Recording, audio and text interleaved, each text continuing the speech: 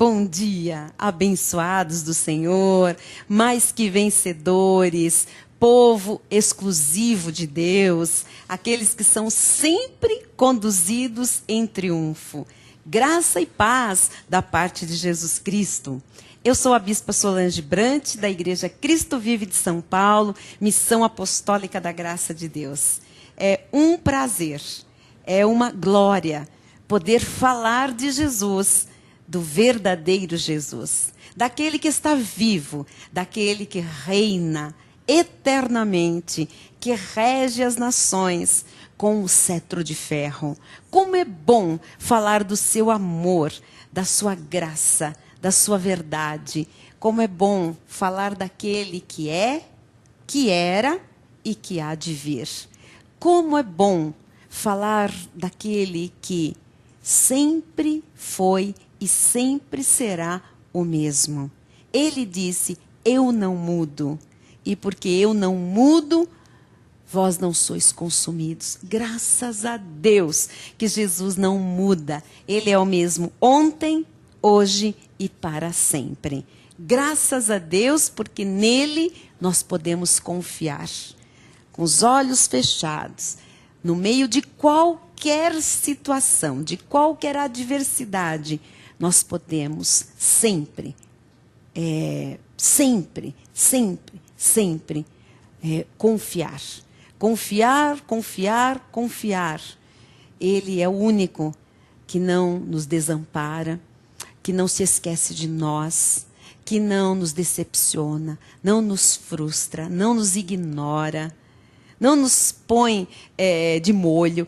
Ele é um Deus presente, Ele é um Deus real, vivo, verdadeiro, Senhor, dono, proprietário das nossas vidas. Que coisa boa é termos o nosso proprietário, Jesus Cristo.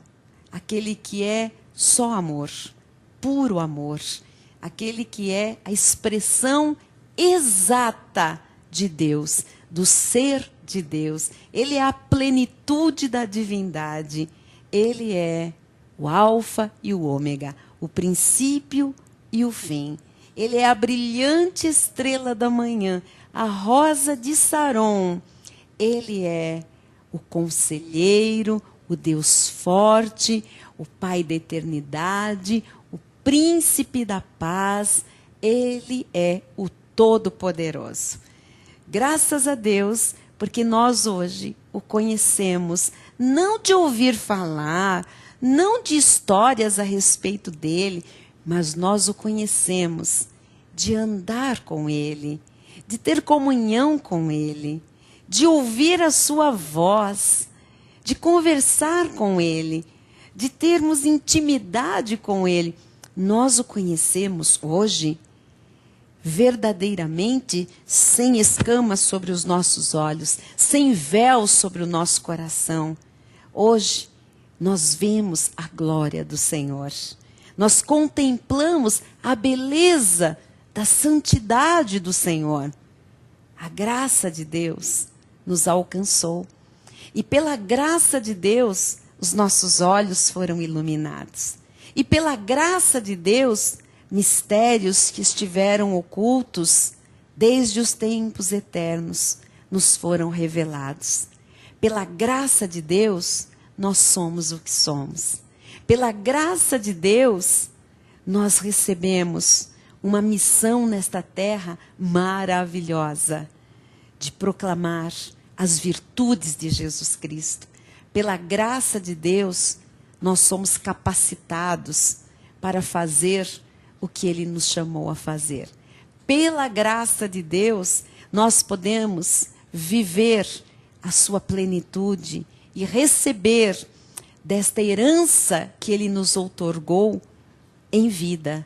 Podemos reinar em vida através de Jesus Cristo, por sua graça. Não é por merecimento, não é por obras sacrificiais, não é por pagar preço algum, não é por se submeter a fardos pesados, não é por cumprir os ritos judaicos, não é pela lei de Moisés, mas é pela graça de Deus, um favor imerecido, que nós desfrutamos do melhor, da plenitude, da graça sobre graça, deste pacto eterno, desta herança maravilhosa que nós já temos direito em Cristo Jesus. Que maravilhoso é ser filho de Deus, salvo por Deus, seguir a Jesus Cristo, ser servo de Jesus Cristo. E hoje entender que Ele nos chama também de amigos, pois aos amigos é que se contam as coisas mais secretas, os segredos, as coisas pessoais, as coisas íntimas. E assim o Senhor tem feito conosco. Ele tem contado os seus segredos, Ele tem revelado as coisas dele íntimas, Ele tem nos aproximado ainda mais dele. Nós temos tido intimidade, comunhão com Ele. Somos amigos, mas não deixamos de ser servos. Queremos servir a Deus. E hoje eu quero lhe falar que há uma possibilidade, há uma grande oportunidade neste dia de nós, amigos de Deus, mantermos esta intimidade com Ele, o adorarmos, o louvá-lo, o louvarmos, falar com Ele, congregar, porque isso alegra o coração do nosso amigo Jesus, do nosso Rei, Senhor, Salvador, dono, proprietário. Isto, amado, é a igreja de Jesus Cristo. É prazeroso, é um bem-estar tremendo o que se manifesta na nossa vida quando nós fazemos a vontade de Deus.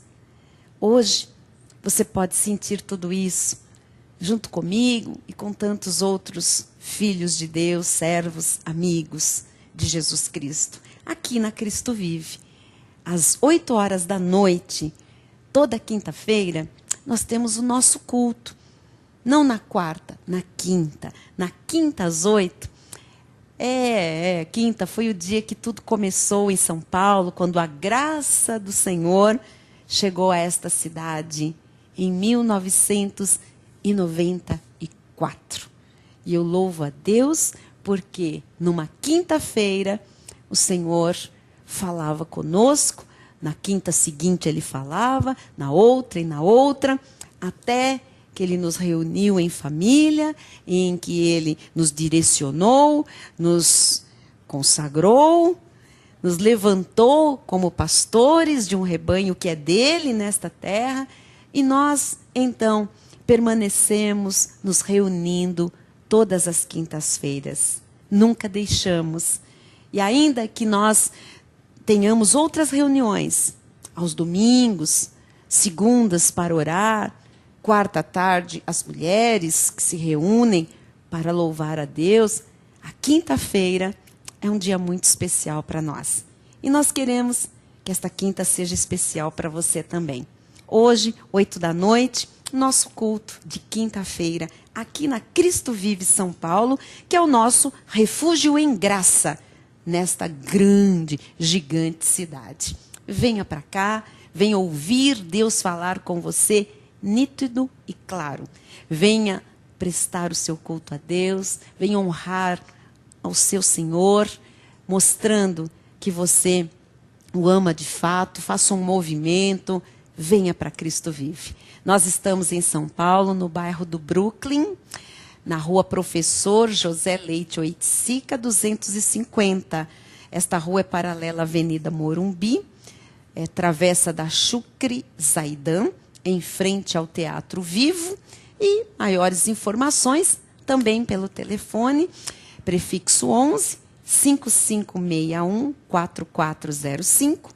O nosso e-mail é igreja@cristovive.com.br e o nosso site para você participar do culto desta noite. Se você está em outra cidade, país, outro estado do Brasil, você pode acessar o nosso site, que é o www.cristovive.com.br. Do lado direito você vai encontrar ali o Multimídia Center, vai estar escrito Culto ao Vivo.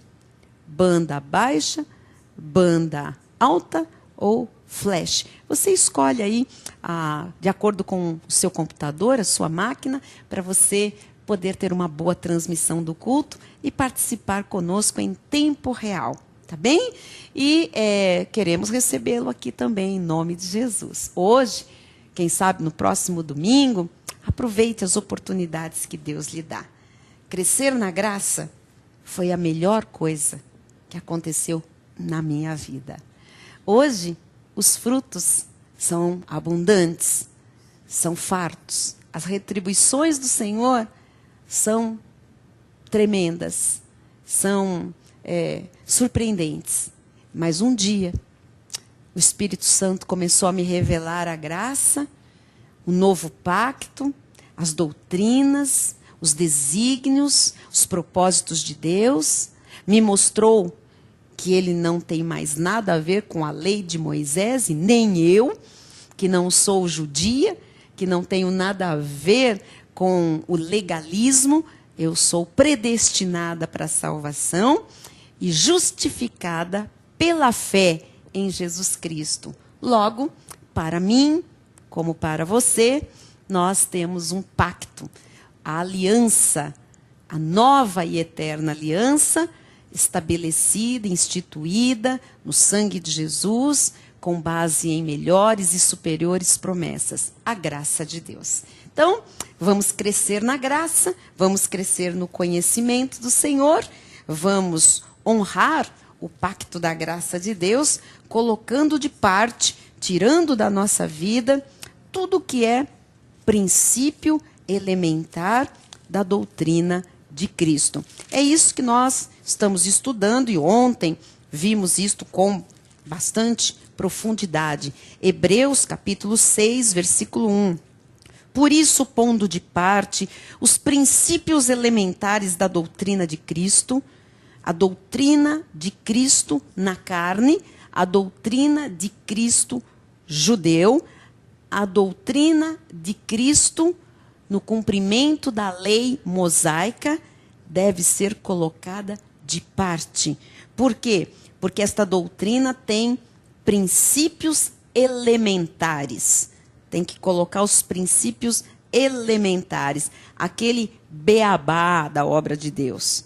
Aquela coisinha, o leitinho, chega, põe de parte. E ele diz, pondo de parte, deixemo-nos levar para o que é perfeito, não lançando de novo a base do arrependimento de obras mortas e da fé em Deus, o ensino de batismos e da imposição de mãos, da ressurreição dos mortos e do juízo eterno. Pense, se não são esses os assuntos cotidianos, sempre nas igrejas de Jesus Cristo. É sempre arrepende-te, aceita Cristo, dá uma chance para Jesus. Olha, você é a fé em Deus, creia nas promessas. Agora você tem que se batizar nas águas, para depois você ter direito ao batismo do Espírito. Vem aqui que eu vou impor as mãos, passar poder, passar unção, eis que vejo, é revelação, e fala da ressurreição dos mortos e do juízo eterno. Cuidado, se Jesus vier, você vai ficar, haverá o juízo, alguns vão para o inferno eternamente, onde há gemido, dor, pranto, para onde você vai, para onde... Esta é a lenga-lenga, desculpe eu dizer assim, da obra de Deus, ano após ano, década após década, século após século. O Senhor está dizendo, põe de parte tudo isso, põe de lado e avance para aquilo que é perfeito. É a vida da fé, é a vida da graça de Deus. Paulo diz que se a gente não coloca esses princípios elementares do judaísmo de lado, a gente acaba se submetendo a eles. Lógico. E aí, se você fica ali fazendo obras mortas, vivendo de judaísmo, você se torna, de novo, um escravo. De novo, você começa a carregar fardos. E ele diz em Gálatas capítulo 5, versículo 1. Para a liberdade foi que Cristo nos libertou. Permanecei, pois, firmes, e não vos submetais de novo a jugo de escravidão. Então, tira o legalismo da sua vida, porque isto é escravidão, isto é elementar, isto é obra morta. Senão você vai se colocar de novo debaixo de um jugo que não lhe pertence. Então você está compreendendo o que é que Deus espera, né, do seu povo, daqueles que ele chama, daqueles que ele justifica, né, salva e glorifica. Então nós não temos mais nada a ver com a lei de Moisés. Talvez algumas pessoas, né, não entendendo muito bem isso, digam, mas espera aí, eu não tenho que fazer as coisas que Jesus fez? Eu não tenho que imitar Jesus? Não, na carne não. Porque na carne, se você imitar Jesus, você vai acabar fazendo obras do judaísmo. Você vai acabar fazendo coisas que são rudimentos de obras mortas, que não têm nenhum valor. E que Jesus fez, inclusive ele fez tudo do judaísmo, para que eu e você não tivéssemos que fazer nada disso. Ele cumpriu a lei e pôs fim à lei. Nós estamos livres da lei, né? Mas as pessoas precisam entender que quando o Senhor Jesus chamou aqueles discípulos primeiros, ele chamou judeus. E ele chamou os judeus para pregar aos judeus. Aqueles primeiros discípulos, eles tinham apenas o conhecimento do judaísmo, da lei de Moisés, porque eles eram judeus, e eles tinham também a revelação de que Jesus era o Messias. Jesus era o Filho de Deus. Era isso que eles conseguiam entender, que Jesus era, de fato, o Messias prometido, que os judeus não receberam, porque não o reconheceram como o seu rei. Os discípulos tinham essa revelação. Então, eles conheciam a lei de Moisés, mais a revelação de que Jesus era o Messias, mais a revelação do reino de Deus, que foi o que Jesus revelou a eles, o que era o reino de Deus. E eles foram chamados por Jesus para levar esta revelação de que Jesus era o Messias, o Salvador, e que Jesus era o rei, que tinha um reino para o seu povo. Eles foram chamados para levar esse conhecimento, esta revelação aos judeus. Você quer ver o que diz Mateus 10, versículos 5 e 6. Diz assim: a estes 12 enviou Jesus, dando-lhes as seguintes instruções. Então, Jesus já tinha escolhido os 12 discípulos, que depois se tornariam os seus apóstolos, com exceção do filho do diabo, filho da perdição, Judas Iscariotes. Mas neste momento, o Senhor chamou aqueles 12, e a Bíblia diz que a estes 12 enviou Jesus, mandou eles com uma missão, dando-lhes as seguintes instruções. Olha estas instruções, como agora você vai compreender esta revelação sobre a lei, sobre a graça. Qual foram as instruções que Jesus deu aos 12 que ele chamou? Olha só. Não tomeis rumo aos gentios, nem entreis em cidade de samaritanos, mas, de preferência, procurai as ovelhas perdidas da casa de Israel. Está claro. O Senhor chamou 12 judeus, os seus 12 discípulos, e deu instruções quando mandou eles pregarem, quando mandou eles falarem de Jesus, do Messias, do reino de Deus. Ele disse: não tomeis rumo aos gentios. O que Jesus estava dizendo àqueles 12? Vocês não são pregadores para os gentios. Para nós, amados.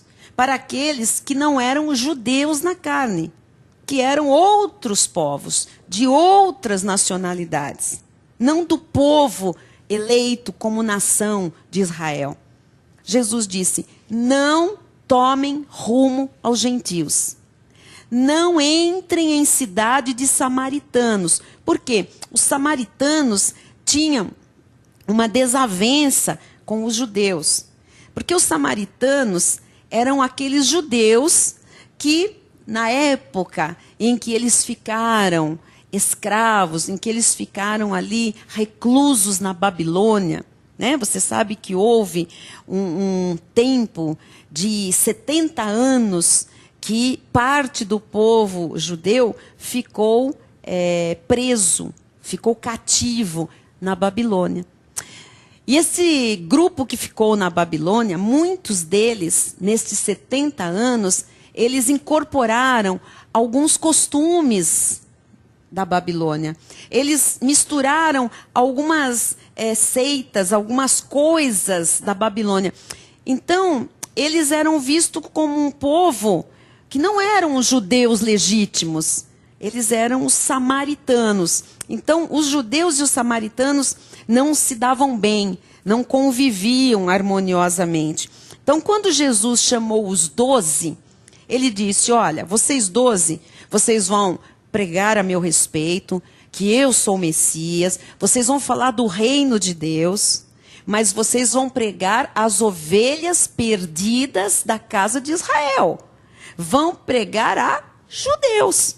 Não entrem em cidade de samaritanos, não preguem para samaritanos, nem vão em rumo aos gentios. Então, o que ele disse? Para Pedro, Tiago, João, o que ele disse para eles? Mateus, Lucas, o que ele falou? Não preguem para gentios, não preguem para samaritanos. Deem preferência, preguem as ovelhas perdidas da casa de Israel. Então você está entendendo que o Senhor chama 12 judeus para pregar aos judeus. Mas nós podemos ver que anos depois, Jesus já tinha morrido, ressuscitado, tinha sido assunto aos céus, né? E ele então chama alguém, especial, alguém que ele torna discípulo, apóstolo, que não andou com Jesus na carne, não esteve entre os seus discípulos, entre os 12, Jesus levanta esta pessoa para pregar aos gentios. Nós podemos ver no livro de Atos dos Apóstolos, no capítulo 22, versículo 21, que diz assim: mas ele me disse, vai, porque eu te enviarei para longe aos gentios. Quem disse para quem? Aqui é Paulo, né? Que está falando da experiência maravilhosa que ele teve com Cristo ressuscitado. Paulo foi levado ao terceiro céu, ao paraíso, viu o justo, ouviu do justo, Jesus Cristo ressuscitado, coisas inefáveis. O que ele viu, o que ele ouviu, ele recebeu do Cristo ressuscitado a revelação da nova aliança, do novo pacto, do que era a graça de Deus. Esta revelação não foi dada aos 12. Aos 12 foi revelado o mistério do reino e sobre o Messias prometido, o Salvador. Então, 12 judeus para pregarem aos judeus, as ovelhas perdidas da casa de Israel. Para não tomar rumo aos gentios, esta foi a ordem de Jesus. Porque aqueles 12, se fossem falar com os gentios, eles iam pregar judaísmo, o legalismo de Moisés, que é o que eles conheciam. E nem para entrar em cidade de samaritanos, porque era isso que eles iam apregoar. Jesus disse, vocês pregarão as ovelhas da casa de Israel, judeus. Anos depois, o Senhor chama um judeu da tribo de Benjamim, apresenta-se a ele este crê no ressuscitado, é justificado por fé e tem um chamado evidenciado quando vai ao terceiro céu e o Jesus ressuscitado, o justo, pela sua boca, lhe revela a nova aliança. O que era a graça de Deus? Ouça, Jesus trouxe a graça e a verdade. Mas os primeiros discípulos, os 12, não sabiam o que era o pacto da graça de Deus. A revelação do que era a graça, do que era a nova aliança, foi dada, a revelação foi dada ao apóstolo Paulo. E ele então diz, mas ele me disse, foi Jesus ressuscitado, vai, porque eu te enviarei para longe aos gentios. É por isso que nós temos que acuradamente conhecer as cartas do apóstolo Paulo, que é o apóstolo aos gentios, que somos nós, onde a revelação da graça de Deus precisa ser manifestada. Amanhã eu volto para você aprender mais um pouco sobre pôr a lei definitivamente de lado e viver a genuína graça de Deus. Até amanhã e bom dia.